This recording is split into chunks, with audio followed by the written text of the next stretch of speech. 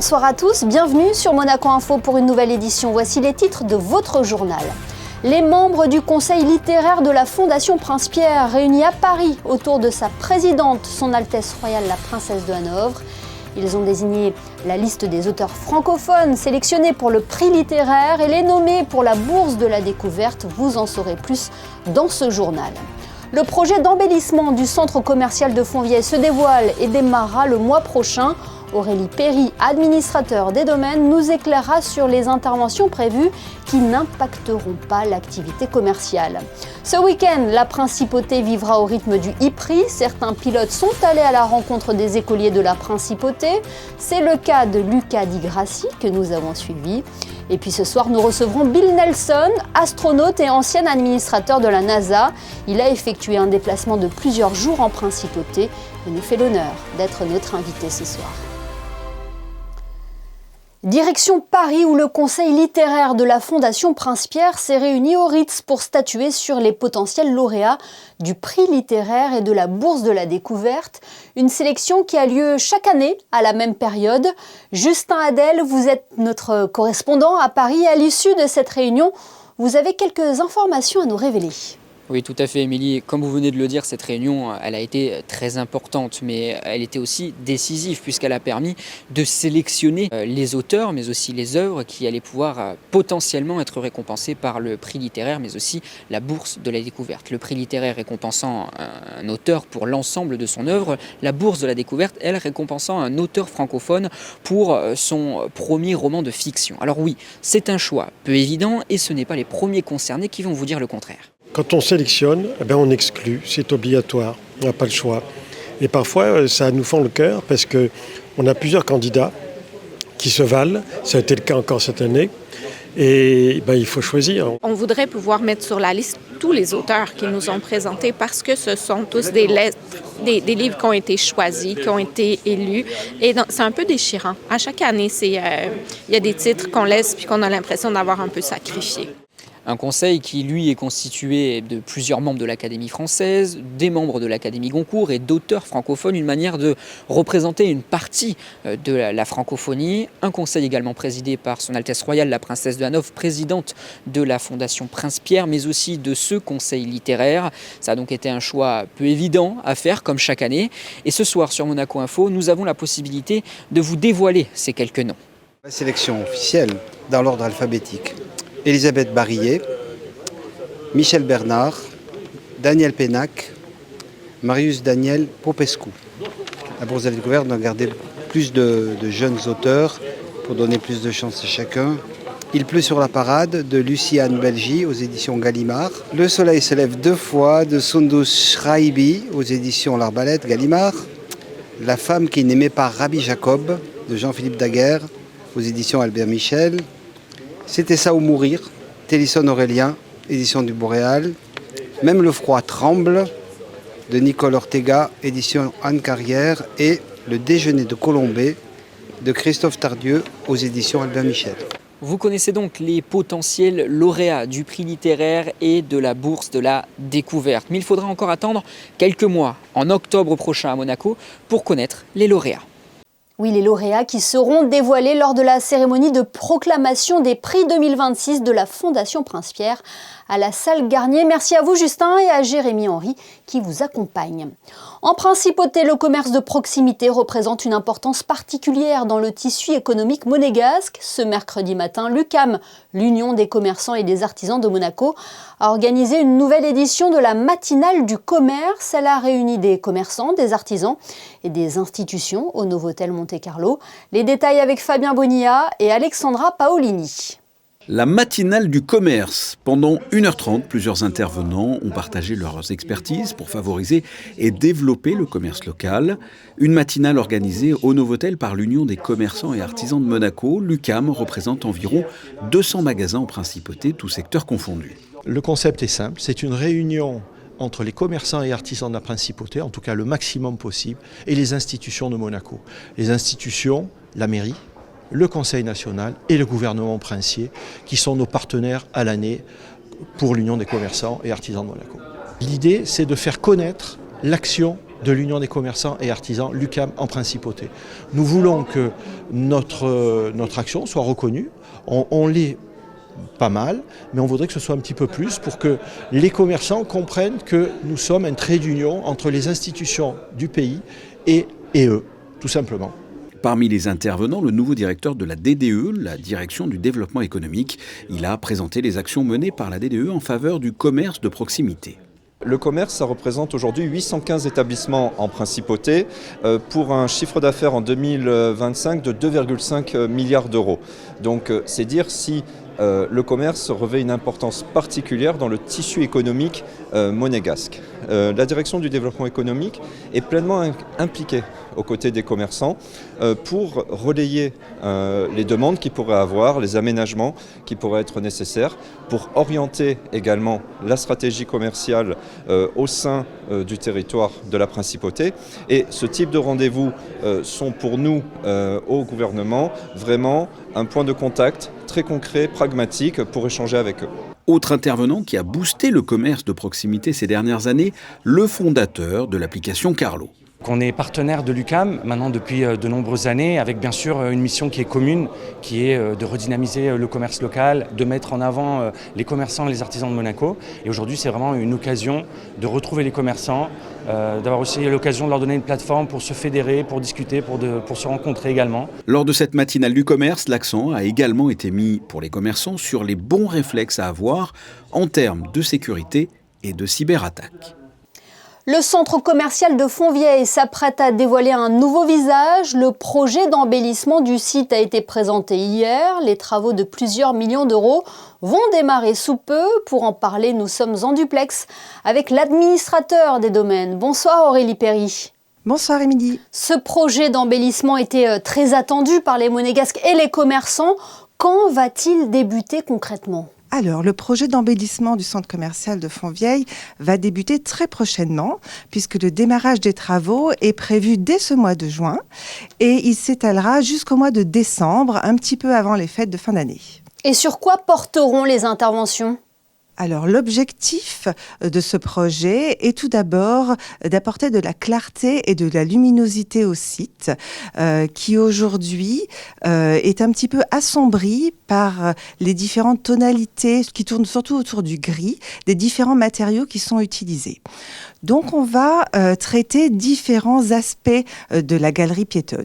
Tout d'abord, toutes les parties verticales seront rénovées avec des matériaux plus naturels, plus clairs. Un nouveau revêtement effet béton sera mis en place sur l'intégralité des murs de la galerie piétonne et il y aura également un bardage sur l'ensemble des colonnes qui ponctuent les circulations piétonnes.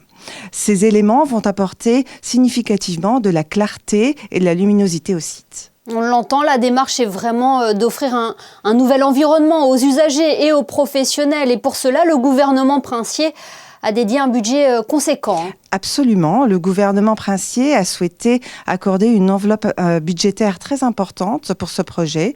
Enveloppe qui est à la hauteur de 4 360 000 euros. Et puis, il a également souhaité s'associer d'une agence d'architecture, en l'occurrence l'agence TAG, représentée par M. Jérôme Hein, pour mener à bien ce projet. Et ces interventions concerneront l'ensemble des zones de la galerie marchande ? Alors, le projet s'étend sur l'ensemble de la galerie marchande intérieure du centre commercial. Au rez-de-chaussée, ce sera de la pharmacie jusqu'au début de la galerie menant au quartier de la Condamine. Et nous interviendrons également au niveau de la mezzanine au premier étage. Et l'activité commerciale se poursuivra ? Alors, l'activité ne sera pas impactée pendant la durée des travaux puisque le centre commercial demeurera ouvert de juin à décembre sans interruption et l'ensemble des commerces pourront poursuivre leur activité normalement. Aurélie Perry, vous avez présenté ce projet au ministère d'État hier. Comment a-t-il été accueilli par les intéressés ? Alors, le projet a effectivement été présenté hier aux représentants du groupement d'intérêt économique du centre commercial, ainsi que la direction de Carrefour et puis de l'UCAM. Et je dois dire qu'il a été particulièrement bien accueilli et les commerçants ont indiqué qu'il répondait grandement à leurs attentes. En résumé, l'objectif de ce projet est d'éclaircir, simplifier et rendre attractif le centre commercial de Fontvieille? Absolument. L'objectif principal du projet est en effet de maintenir le centre commercial attractif jusqu'à un projet de plus grande envergure et puis d'apporter de la modernité par des jeux de matériaux et de lumière. Et il est à préciser que cette nouvelle phase d'embellissement complète les opérations déjà menées récemment, hein. Absolument. Ce projet s'inscrit dans une volonté du gouvernement de maintenir le site à niveau et vient dans la continuité des investissements d'ores et déjà menés par le gouvernement ces derniers mois, avec le remplacement d'escaliers mécaniques qui se situent en extérieur du centre, et puis plus récemment le remplacement des travellators qui desservent les différents niveaux de parking et qui ont été remis en service pas plus tard que lundi dernier. Eh bien, merci Aurélie Perry d'avoir été notre invitée ce soir pour nous éclairer sur le projet d'embellissement du centre commercial de Fontvieille. Merci beaucoup. Je vous en prie, avec plaisir. Protéger les plus jeunes face aux réseaux sociaux, le Conseil national a présenté hier lors de la séance publique législative une proposition de résolution à ce sujet. Elle a été votée à l'unanimité et fixe un objectif clair, mieux encadrer l'accès aux plateformes pour les moins de 15 ans. Bonsoir Christinda Petit-Omel, il s'agit là d'un enjeu devenu prioritaire pour les familles comme pour les pouvoirs publics. Oui, Émilie, car le constat est désormais sans appel. À Monaco, plus de 7 élèves sur 10 passent plus de 2 heures par jour sur les réseaux sociaux en semaine. Et le week-end, ils sont près de 9 sur 10 à y être encore plus exposés. Un usage massif et loin d'être sans conséquences. Troubles du sommeil, anxiété, dépendance, cyberharcèlement, contenu inadapté. Les risques sont multiples et ils sont amplifiés par des plateformes conçues pour capter l'attention le plus longtemps possible. Alors, face à cette réalité, le Conseil national a décidé d'agir. Hier soir, la proposition de résolution portée par Mathilde Leclerc a été adoptée à l'unanimité des conseillers présents dans l'hémicycle. Un vote fort qui traduit une volonté politique claire, faire de la protection des mineurs une priorité avec une mesure phare, aller vers une interdiction d'accès aux réseaux sociaux pour les moins de 15 ans.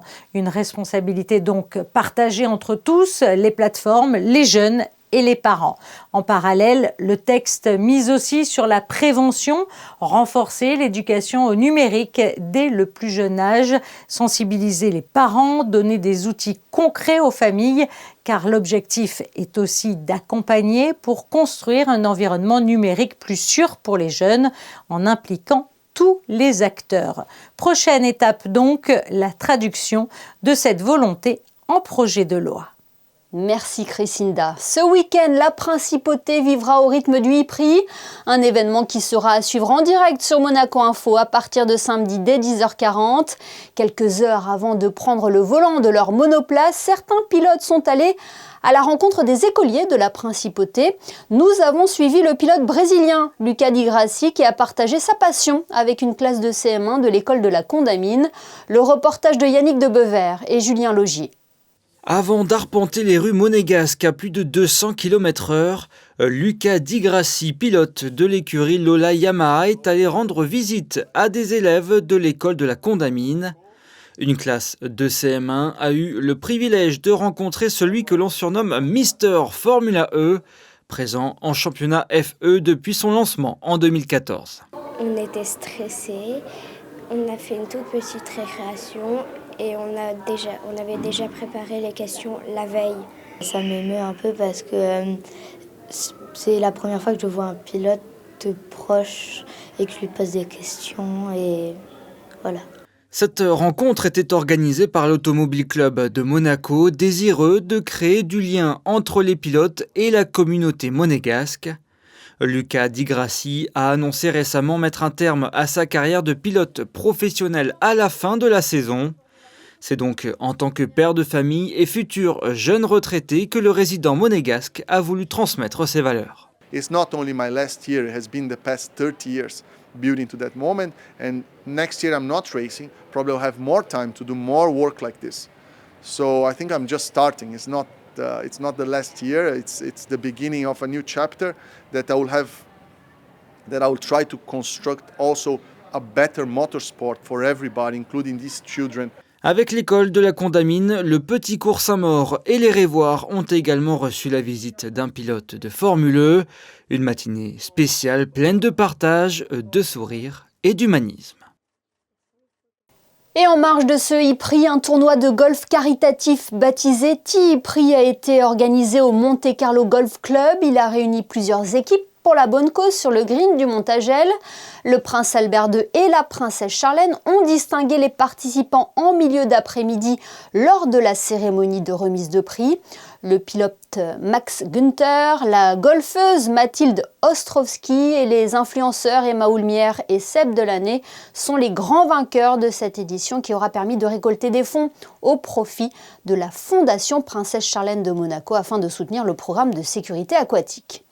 Il est temps à présent de recevoir un invité de marque, l'astronaute et ancien administrateur de la NASA, Bill Nelson. Il a effectué un déplacement de plusieurs jours en principauté, une visite qui s'inscrit dans le cadre de la participation de Monaco aux célébrations des 250 ans de l'indépendance des États-Unis. Lors de sa présence à Monaco, Bill Nelson aura captivé les élèves du collège Charles III. Il se sera également entretenu avec la ministre des Relations extérieures et de la coopération, Isabelle Béraud-Amadei. Celui qui a survolé la Terre en 1986 a fait un détour par Monaco Info pour nous accorder une interview. Rejoignons Bill Nelson en plateau. Good evening, Bill Nelson. Good evening. You're one of the lucky few to have seen Earth from space. It was in 1986 with Columbia. What memories do you keep in your mind from that mission? Of course, the vivid memory is looking back at Earth, and it is so beautiful. It is so colorful. It is this blue ball, blue from the oceans and white from the clouds. And it's suspended in the middle of nothing. Space is an airless vacuum that is black, that goes on for billions and billions of light years. And there's our home. When you look at the rim of the Earth, you see a thin little film, and you realize that's the atmosphere that sustains all of our life here. And from space in low Earth orbit, where we're orbiting every 90 minutes, it's just so thin, so fragile. It must be unique.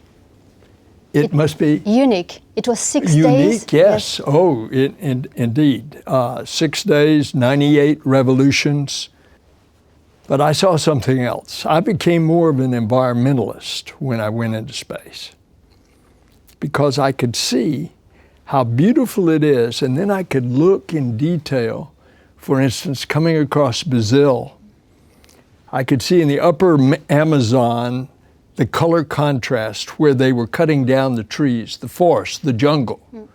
And in the same window of the spacecraft, I could look to the east, and there at the mouth of the Amazon was all that extra silt, dirt, because they had cut down the trees upriver. It was flowing out to the Atlantic for hundreds of miles. Coming across Southeast Africa, then you come across Madagascar. Same thing had happened. They had cut down all the trees, and it was very obvious when the rains came, there were no roots to hold the topsoil. The soil ran down the rivers, and then as I'm looking at Madagascar, which is about that big on the earth below, I see all of the mouths of the rivers depositing this mud and dirt into the bright blue water of the Indian Ocean. And it made me want to be a better steward of what we have here on Earth. And now you want to share it with students as Monday? And as a matter of fact, I did. And you talk about space to students, they're listening. They all have your attention. Yeah. What was the message that you wanted to spread to that students? Well, one of the things I wanted to tell them about the astronauts that had gone to the moon last month. And the astronauts, from that perspective of beyond the moon, looking back at Earth, you could hold out your thumb at arm's length and you could cover up the Earth because the Earth was that big. And they had this new appreciation for home. They wanted to get back there because that little colorful ball was everything that we know, everything that we are, we know from Earth. I also wanted to point out to the students that when you look back at Earth, you don't see all these things that in our daily lives give us so much trouble. Religious division, racial division, political division. What you see as you orbit the Earth, we're all in this together. We are all citizens of planet Earth. You mentioned Artemis. It's possible to not talk about this moon exploration. Is it the most ambitious space exploration? It was over 50 years ago that we went to the moon in the Apollo program. Now we're going back to the moon, but we're going back to stay. We're going to build a moon base. We're going to learn to live and invent and create. Why? In order to go further to Mars and beyond. A last word on your ties with Monaco, as well the commitment to space exploration through Monaco Space Office and Venturi. What do you think about it? Well, I came here a long time ago, and my wife Grace and I, our early part of our marriage, but it's been a long time since. But I am a friend, my wife and I are friends of your ambassador in Washington, Maggie Macario. And Maggie had, I knew her in my previous life as a U.S. Senator. And she got interested in space. And so I arranged for my space shuttle crew to come here in 2018. And they apparently, I could not come at the last minute. They had such a profound effect. And now you've even got a space business here, Venturi. Yeah. So Maggie had always wanted me to come. And so we finally worked it out. Here I am. I visited the Venturi. I visited with the students for 2 hours with the students. I've been to your new library. I've been to the aquarium. I've been to the science research department. Oh, you've got a lot going on here. Yep. Not to speak of, look at the sunshine out the window right now. Thank you very much, Bill Nesson. It was an honor to have you with us in Monaco Info. Thank you very much for being with us. My pleasure. Les États-Unis et la Chine sont grandement investis dans la conquête spatiale. La Chine qui est un partenaire de plus en plus stratégique pour la principauté. C'est en ce sens que le Monaco Economic Board a organisé hier une conférence portant sur les opportunités économiques avec ce pays d'Asie. Le reportage de Christinda Petit-Omel et Alexandra Paolini. Cap sur un marché incontournable, la Chine. La conférence Business Destination du MEB a réuni hier soir entrepreneurs et acteurs économiques pour décrypter les opportunités offertes par la deuxième puissance mondiale. Le MEB envisage d'ailleurs une mission économique en Chine pour l'automne. À l'ordre du jour donc de cette conférence, les grandes orientations de l'économie chinoise et ses opportunités. Les entrepreneurs monégasques, je pense, sont notamment intéressés sur des partages d'intérêts communs en matière d'intelligence artificielle, la robotique, tout ce qui est aussi écologie, tout ce qui est économie bleue. Le représentant de la Chambre de l'énergie et des énergies renouvelables et de l'écologie de Monaco est là avec nous. Il a présenté déjà au cours d'un déjeuner ce qu'il faisait et l'ambassade de Chine est très intéressée de créer de nouveaux liens dans ces secteurs. On sait aussi que la Chine maintenant s'engage dans l'environnemental, très sérieusement, et dans l'économie bleue. Donc il y a des pistes que l'ambassade de Chine, en France et à Monaco, bien sûr, et moi-même, nous souhaitons creuser. Nous avons déjà prévu de futurs échanges plus précis, plus concrets, sur des secteurs cibles qu'on vient d'évoquer. Autre point clé, l'ouverture croissante de la Chine aux investissements étrangers, notamment dans les secteurs de la technologie, de la santé et de l'innovation. Dans ce contexte, la principauté, déjà très engagée dans plusieurs partenariats, entend renforcer sa présence sur ce marché à fort potentiel. Un marché porté par une économie qui pèse près de 30% de la croissance mondiale, avec plus de 400 millions de consommateurs. Coup de projecteur à présent sur ce programme lancé en 2019 par le nouveau Musée national de Monaco avec le soutien de la Direction des affaires culturelles et la Direction de l'éducation nationale de la jeunesse et des sports. Une résidence d'artistes en milieu scolaire qui a pour thème les artistes collectionneurs. Objectif : sensibiliser les collégiens de la principauté à ce que collectionner signifie lorsqu'on est artiste. Après Léa Collet ou Éléonore Fals, Elisa Bolazzi a collaboré avec les élèves de 6e du collège Charles III et du collège FANB. Les détails de Marie Bonnet-Blanc, Sylvain Péroumal et Jean-Alexandre Dordet. Ici, à partir d'un fragment d'œuvre planté dans la terre, les élèves devaient imaginer la réalisation qui aurait pu naître de cette plantation. Un exercice créatif dans lequel chacun a pu raconter son univers. On a planté ce petit fragment dans la terre pour essayer de faire revivre l'œuvre et que le cycle continue.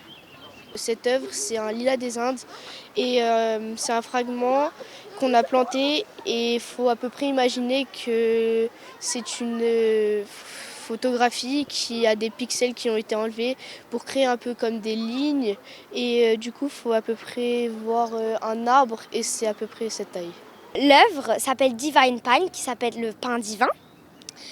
Imaginez une forêt, une gigantesque forêt, que vous et le contact de la nature. Pourquoi j'ai choisi cette œuvre ? Eh bien parce qu'elle reflète beaucoup la nature et j'aime beaucoup ça. Aujourd'hui, c'était la restitution d'une résidence d'artistes en milieu scolaire, l'aboutissement d'un travail et d'un programme mené depuis 2019 en collaboration avec la direction de l'éducation nationale. Ça consiste à inviter des artistes à travailler avec des élèves, mais la particularité de cette démarche artistique, c'est qu'eux sont collectionneurs. Et en réalité, ce qu'on essaye de faire souligner aux élèves, de leur faire comprendre, c'est qu'eux-mêmes, probablement, sont des collectionneurs. On a tous enfants collectionnés, des canettes, des poupées, des pins, peu importe. Et donc, eux, en fait, sont des collectionneurs d'objets. Et les artistes, potentiellement aussi, et le musée aussi collectionne. Et donc, on essaie de leur faire comprendre un petit peu comment tout ça s'articule. En effet, Elisa Bolazzi collectionne des fragments d'œuvres d'art contemporain venus du monde entier. Après plus de 30 ans de collection, elle possède aujourd'hui près de 2500 pièces. Une occasion de partager cet univers artistique avec les élèves. Ça a été une expérience unique pour moi parce que je les ai accompagnés avec ce projet dans le monde des collections.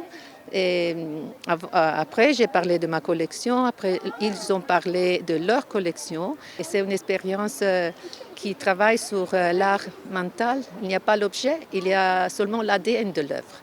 Et ça, c'est ma démarche, voir autrement le monde de l'art pour imaginer un monde meilleur. L'exposition se déroule dans les jardins et à la table des matières de la Villa Paloma. Des visites sont possibles du 14 au 17, puis du 21 au 25 mai, de 14h à 17h. Ainsi s'achève cette édition. Merci de nous avoir suivis. Dans quelques instants, les prévisions météo de Christinda Petit-Thomel. Manuel Vitali a décidé de mettre en valeur ce soir des chefs étoilés, Marcel Ravin et Glenn Viel, réunis à l'occasion du Festival des Étoiles Monte-Carlo. Un reportage à découvrir dans notre édition de demain à 19h. Passez une très belle soirée sur Monaco Info.